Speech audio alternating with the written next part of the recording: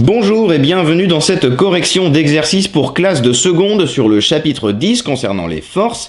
Et aujourd'hui, on va s'attaquer donc dans cette vidéo à l'exercice numéro 3 qui parle d'un coup de marteau. Alors, on nous dit qu'on enfonce un clou dans un mur en frappant dessus avec un marteau. Notre système d'étude, c'est le clou. Et question numéro 1, parmi les diagrammes système-action suivants, indiquez celui qui correspond aux situations suivantes. Situation numéro 1, le clou qu'on enfonce dans un mur, en tapant dessus. Eh bien, le système ici qui correspond, c'est celui qui va avoir plusieurs interactions.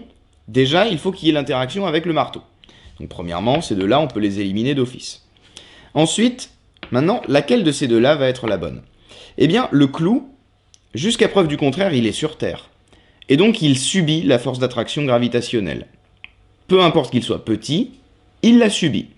Donc, ici, ça aurait pu être bon, mais il manque la force d'interaction gravitationnelle avec la Terre. Donc, ici, la bonne réponse était la réponse numéro 1 pour la question petit a.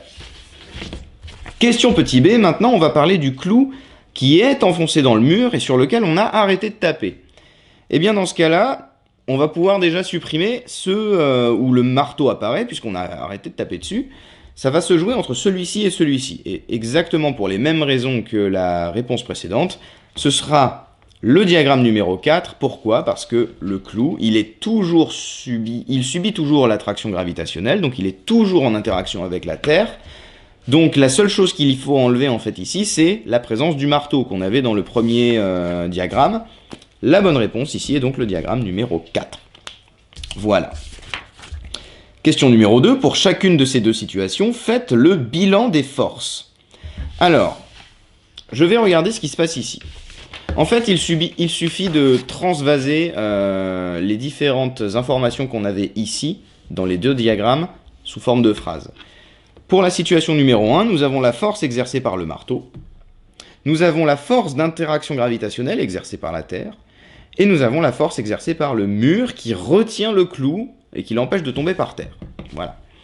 Donc ici, on fait le passage du diagramme d'interaction objet à ce qu'on appelle le bilan des forces, ou l'inventaire des forces.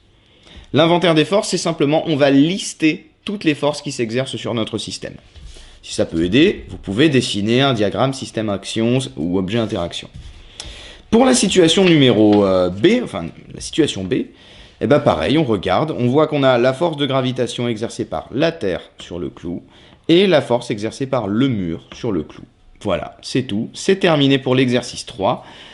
Si vous n'avez pas compris, comme d'habitude, vous pouvez repasser la vidéo, vous pouvez me poser vos questions par mail. Et je vous donne rendez-vous dans la prochaine vidéo où on passera à l'exercice 4. Au revoir!